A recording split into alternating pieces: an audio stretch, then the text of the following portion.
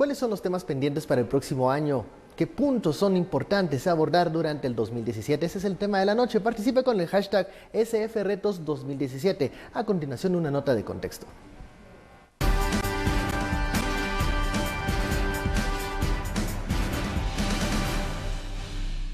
Guatemala enfrenta retos importantes para el 2017. Durante el presente año, los 3 organismos del Estado dieron muestras de avances, pero también de retrocesos.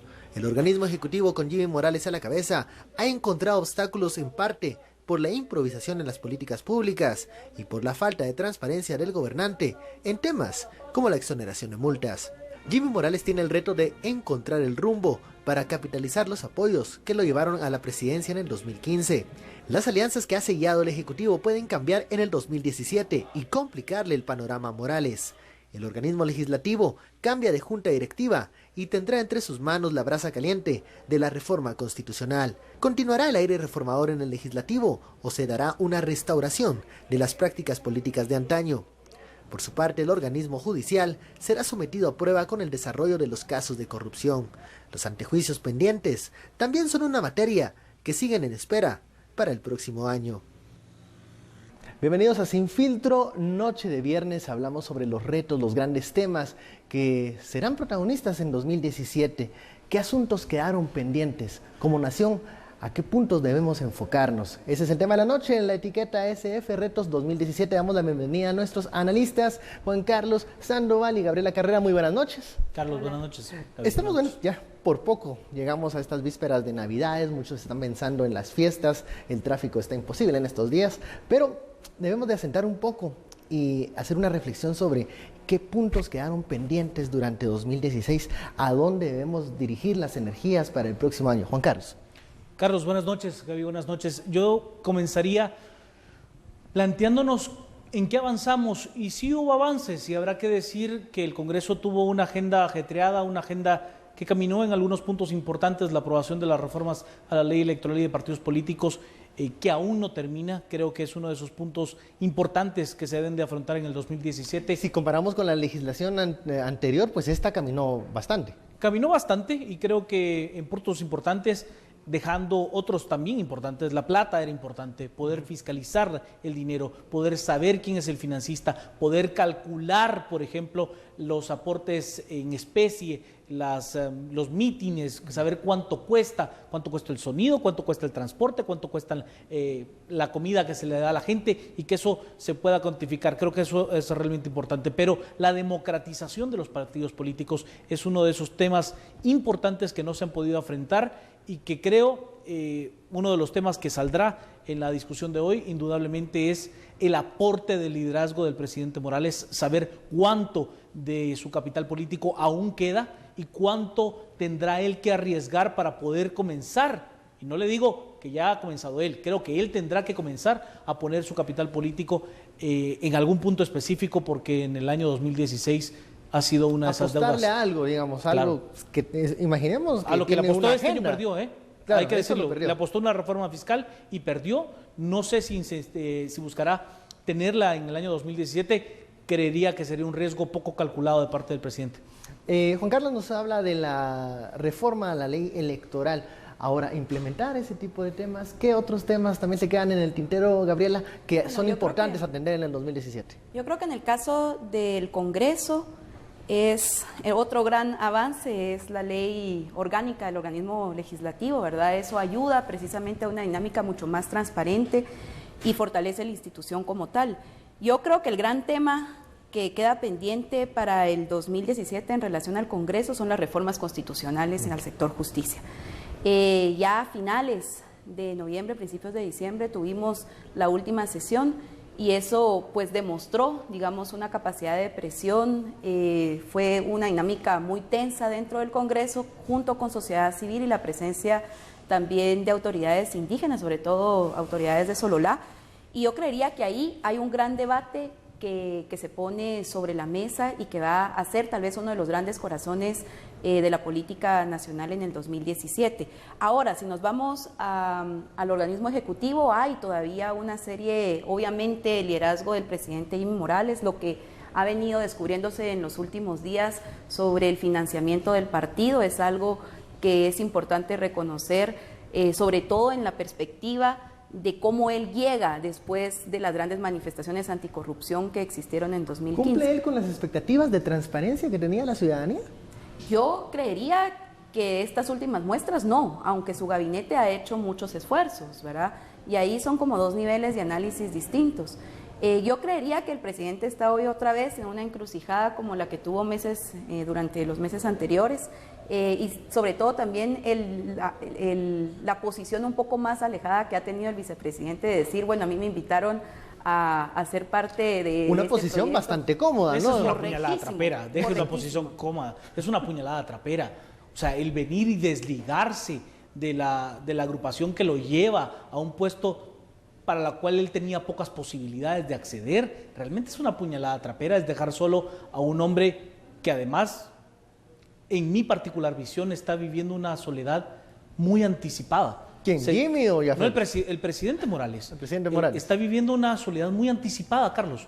Se habla dentro de los rubros políticos que la soledad llega a los presidentes en el último año de gobierno, cuando ya no tienen capacidad, ya no hay articuladores, ya no hay personas que lleguen a buscar esas dádivas que el poder da, y que hoy pues parece que el presidente está teniendo esa soledad profunda, que no hay quien le muestre efectivamente ser un elemento propio del gobierno que lo ayude a articular políticas públicas, que en este año 2016 a mí me parece que él no ha tenido la capacidad de impulsarlas desde el Poder Ejecutivo. ¿Será un reto poder sanar esas heridas dentro del gabinete y coordinar de mejor manera pues algunos ministerios que han tenido resultados positivos?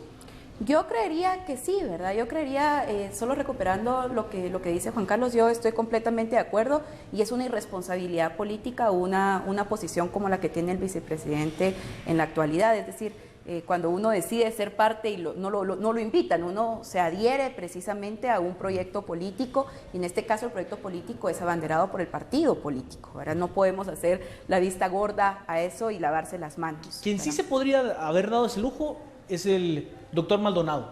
A mí sí me invitaron, no había partido, no había nada, ¿no? Él llegó por... A mí me llamaron, yo me juramentaron. Es correcto, en el Congreso. Pero en este caso, pues sí, él estaba buscando un puesto dentro de una articulación que se llama partido político. Pero sí creo que hay fortalezas dentro del Ejecutivo que tienen que ver con algunas carteras, ¿verdad? Y algunas otras, digamos, instituciones importantes como la SAT, ¿verdad?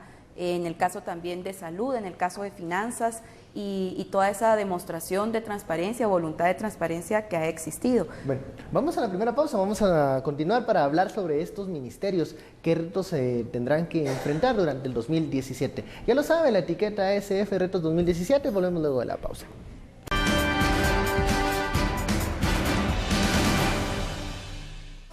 Continuamos con Sin Filtro, hablando de estos retos para el próximo año. En las carteras, en los ministerios, pareciera que cada quien camina por su lado. En algunos hay resultados positivos, en otros no son tan claros. ¿Qué es lo que está faltando en el equipo de gobierno del presidente Jimmy Morales? ¿Es el liderazgo del gobernante o está mejor, como está sucediendo en este momento, que cada ministerio puede tomar sus decisiones y se puede mover a la velocidad institucional que se le permite?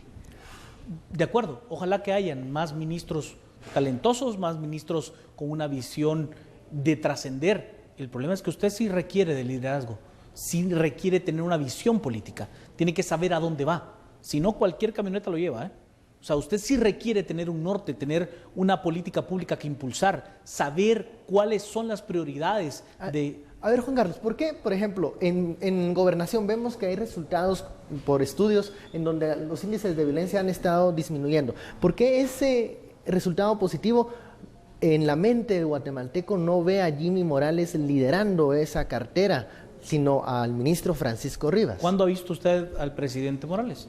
¿Por última vez? Que, bueno, casi siempre... Es que no sale. Esquivando es preguntas. Que no habla. Es que además pierde las grandes oportunidades que tiene el presidente Morales de comunicar los éxitos que pueda tener su gabinete, el cual él encabeza, pero pierde más el tiempo corriendo, huyendo de los reporteros, porque él se siente temeroso de plantear una locución política. Cualquier político con habilidad sabe cuál es la relación que uno tiene. Usted y yo hemos sido reporteros durante muchos años, Carlos, y sabemos la habilidad que tienen los políticos de carrera de decirle, listo, lo que vamos a plantear es tal cosa.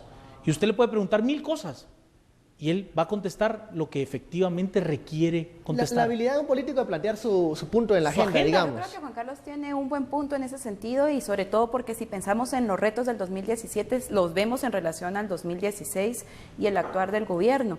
Y yo creería que el presidente tuvo algunos fallos importantes que en política real son imperdonables, ¿verdad? El hecho de presentar una reforma tributaria y retirarla sin que se conociera, por ejemplo, el hecho de encabezar el proceso de las reformas constitucionales y después salir con declaraciones ambiguas, ¿verdad? Obviamente se necesita un presidente con un liderazgo mucho más decidido, con una claridad. Y si eso no los está teniendo por parte del presidente y del binomio presidencial, creería yo, si se está teniendo en otros ministerios. A mí me llama mucho la atención, por ejemplo, la llegada de un tercer viceministro a la cartera de salud, pensando en planificación estratégica y políticas públicas a futuro. Eso es lo que se debiera de estar haciendo como política de Estado y política de gobierno ahora, plantear la posibilidad de una política que vaya mucho más allá de estar parchando las crisis que podemos tener como país. Si veíamos hace algunos meses 2 carteras, finanzas con el problema de los ingresos, salud, que era una bomba del tiempo, al menos en estos meses, tanto la ministra Hernández Mac y el ministro Estrada, pues han dado algunos respiros, unos espacios de oportunidad para plantear cosas nuevas. El problema es que viene 2017 y no veo yo creatividad de parte del presidente Morales para poder aprovechar esos espacios de oportunidad y lograr llevar adelante una de las metas de gobierno, si es que las tiene. Espero que yo tenga una meta de gobierno. Yo veo todavía un reto más grande, Carlos y Gaby.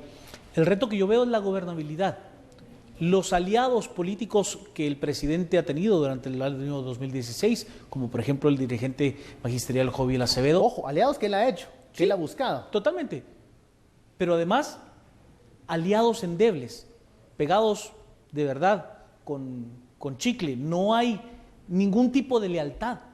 Por lo tanto, en el momento en que los intereses cambien, el presidente tendrá un problema serio de gobernabilidad, que creo que este año lo atajó bajo esa alianza política, por ejemplo, con Joviel Acevedo. El tener, por ejemplo, los maestros presentes en las calles le generaría un nivel de ingobernabilidad que yo no sé si el presidente Morales pueda mostrar su liderazgo y poder atajar cosas así. Si el Frente Nacional de Lucha, si X, Y o Z organismo comienza a activarse en las calles, ese será un reto muy grande que podría enfrentar el presidente Morales y que le podría opacar los grandes avances técnicos que se han tenido en algunas carteras, como las que usted mencionaba, el trabajo del ministro Julio Héctor Estrada, el de la ministra Hernández Mac, el trabajo de la Superintendencia de Administración Tributaria, que a mí me parece que con el tema de el retirarle las multas a algún grupo fue un golpe realmente bajo, realmente oscuro para una institución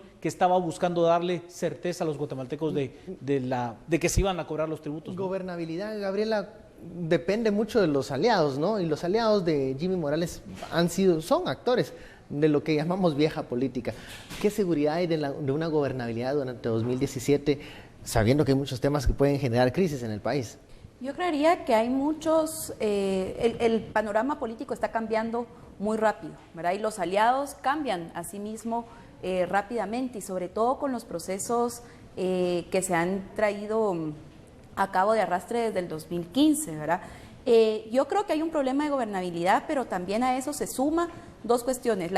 Digamos, la pérdida de legitimidad que tiene ahora el presidente, con ese eslogan de campaña, ¿verdad? Que era, bueno, ni corrupto ni ladrón, que ahora está en entredicho, y entonces la posible apoyo que se tenía desde la sociedad y algún tipo de sociedad civil, hoy está mucho más amortiguado.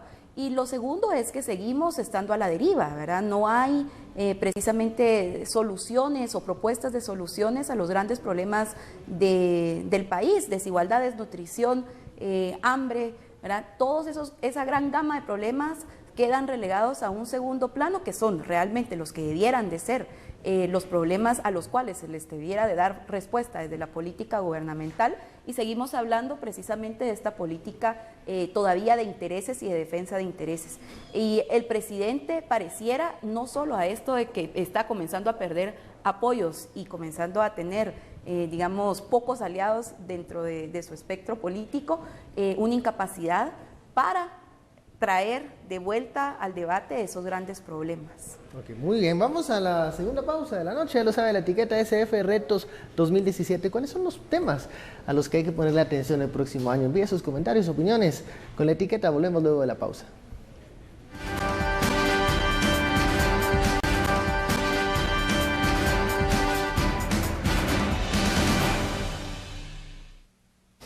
Regresamos a Sin Filtro. Durante el corte estábamos hablando de uno de los retos que tiene el presidente, es aguantar la respiración, mantener el oxígeno en el poder. Y hay aquí dos posturas diferentes. Hay quienes, yo creo, que el presidente Morales puede estar en el poder durante 3 años con un espacio limitado de acción, con poco oxígeno, por así decirlo. Juan Carlos cree que no, que esto no puede generar en algún momento una crisis que Morales no podría soportar. ¿Por qué, Juan? Yo creo indudablemente, Carlos, que es importante que el presidente muestre una visión, porque si el presidente se mantiene estático, se mantiene temeroso ante lo que pueda estar generándose en su entorno, habrá quienes estén dispuestos a correr riesgos. Y la cantidad de actores que el escenario político guatemalteco tiene hoy, pensando en poder acceder al poder sin tener que pasar por la legitimidad de las urnas, es enorme. Hay una cantidad de actores que luego de ver lo que ocurrió en el año 2015, donde se da una salida, no le estoy diciendo ilegítima, una salida del poder, y que alguien llega a ocupar la primera magistratura sin tener que pasar como en las urnas, como fue en el caso del doctor Maldonado. Oiga, ven un espacio de oportunidad grande, y el presidente Morales pues parece no estar teniendo esa fuerza que se requiere para poder ejercer el poder. Yo recuerdo una locución que hizo hace poco el alcalde metropolitano Álvaro Arzú, que le decía al presidente Morales: cuando yo estuve en el poder, estuve y lo ejercí totalmente, diciéndole, haga algo, ¿no? Haga algo. Ahora, la diferencia del 2015, a mi criterio, es la ciudadanía elige a un presidente con pocas expectativas de ejecutar cosas, porque nadie le puede pero sí reclamar. De transformar cosas. Pero a Jimmy Morales le tenemos que reclamar falta de ejecución, pues si el hombre no tenía experiencia. O sea, si el aporte de Jimmy Morales era que no había estado en el ejercicio público. Transformar el sistema, Carlos. ¿Cree usted, Juan Carlos? Yo sí creo. Yo no esperaba de él una transformación del sistema. O sea, que él encabezara eso, no. El voto a FCN en el 2015 tenía que ver con el hecho de que no se quería escoger una serie de partidos políticos que ya estaban o que ya habían demostrado fehacientemente prácticas corruptas. Seguro. ¿Verdad? Y que al final la única opción era Jimmy Morales, ¿verdad? Pero pasando a eso, precisamente yo sí creo, y yo la pregunta que tengo, digamos, frente a esta discusión es, ¿cuál es el interés o dónde está el interés? ¿Qué es lo que se juega al nivel del Ejecutivo? Porque yo sí creo que a nivel del Congreso hay muchas cosas realmente importantes, profundas, que tienen mucha más importancia. Yo creería que hay un desplazamiento de la política, de la importancia de la política, que es extraño, ¿verdad? Porque siempre el foco... Un sistema presidencialista, ir al Congreso yo diría, como foco político. Sí, digamos, el foco político se ha desplazado al Congreso. Si uno ve las declaraciones de los actores políticos, de organizaciones e instituciones, mucho tiene que ver con los procesos que han estado pasando dentro del Congreso, ¿verdad? Y ahí creo yo que es importantísimo girar la mirada y ver qué se está jugando, porque ahí sí hay capacidades de transformación. Aún con las críticas que puedan existir, de nuevo, las reformas constitucionales, por ejemplo, son un camino de transformación mucho más claro que cualquier opción que llega a tener hoy por hoy el Ejecutivo. Y lo otro, que también lo hablábamos en el corte, es el precedente que puede crear algo que está en el Congreso ya, y es toda la discusión de TCQ, ¿verdad? ¿Y qué sucederá con eso? Y mientras tanto ya hemos tenido declaraciones del interventor diciendo que la quiebra está a la vuelta de la esquina, que es casi la bienvenida del 2017. Y mientras tanto tenemos un Congreso que ahí realmente, creo yo, se está evidenciando las pugnas de poder. Y mientras eso sucede en el Congreso de la República, en Casa Presidencial, vemos otro tipo de temas que afectan al presidente Morales y que no ha dejado, digamos, una impresión de certidumbre desde el Ejecutivo. Si nos trasladamos al organismo judicial, vemos una corte que todos aquí en su momento sabíamos cómo se había pactado esa corte con PP y líder en aquel entonces. La misma corte tuvo que transformar sus decisiones luego de que cambiaban los ritmos políticos. Pero esa misma variación que tuvimos de una corte pactada por gente que buscaba impunidad, luego una corte que sí respondía a las exigencias ciudadanas, ¿no puede eso ser reversible y tenerle vuelta a esa corte que buscaba y fomentaba la impunidad? Pero es que es la misma corte, Carlos. Es que eso es lo preocupante. A ver, es una corte que ¿qué ha navega variado? por diferentes mareas. Pero es que ¿qué ha variado? Antes tramitaban los antejuicios con mayor rapidez. Dos magistrados que ahora ya no están. Tienen dos magistrados, esta corte. Pero sigue doña Blanca Stalin, por ejemplo. Sigue doña Blanca Stalin, pero tiene dos magistrados que ya no están. A ver, si algo nos dejó el 2016 es entender el poder de la justicia. Y es que no se nos puede olvidar que un magistrado en el ejercicio del cargo va a enfrentar a un juez. Eso es inconcebible en cualquier sistema. Que un magistrado de la más alta corte del país tenga que estar enfrentando la justicia y aún ostente el cargo y que no tenga la dignidad de en el inicio del proceso presentar su renuncia. Esos son de los grandes retos que tenemos de la transformación institucional. Y es que no se puede seguir así, Carlos. O sea, el magistrado Charchal, hasta cuando ya se le había retirado todo lo que se le podía, enfrentó a un juez en el ejercicio del cargo siendo el magistrado de la más alta corte. Eso ya no se puede dar. El poder más corrupto históricamente en Guatemala es el organismo judicial. La lucha no está en el Ejecutivo, eso vendrá después, o digamos al mismo nivel, pero hoy lo que está son precisamente la corrupción que existe en la justicia, y sin eso el país no avanza. Y ese es el reto para mí del 2017. Y eso se juega a nivel del Congreso en dos niveles. Lo que salga como reforma constitucional, que no sabemos a qué nivel va a llegar, correcto, la ¿verdad? reforma. ¿Qué tan fiel va a ser de lo que se pactó en el diálogo nacional por la justicia?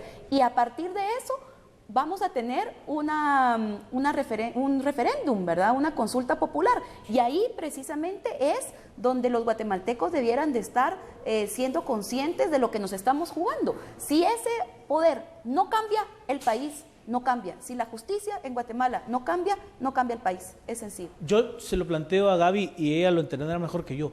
Ahí hay elementos políticos incrustados dentro de la misma reforma que se convierten en los elementos de la discordia que pueden traer abajo a toda la reforma de una manera muy simple, porque el discurso se aligera. El tema de la reforma es tan complejo, tan técnico, tan especializado del sistema de justicia, que el tener terroristas dentro de la reforma es un gran reto.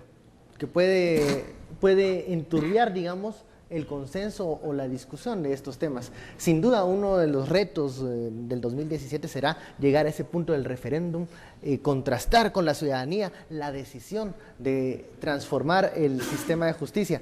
Llegamos al final de estos 30 minutos, hay varios retos para el próximo año. Muchísimas gracias, Juan Carlos, Gaby, por este análisis. A usted muchísimas gracias por su sintonía. Esto fue Sin Filtro. Desde acá nosotros les deseamos unas felices fiestas, que lo pasen en armonía, en concordia con la familia. Ese es el deseo sincero de nosotros que integramos este equipo. Feliz noche y nos vemos el lunes.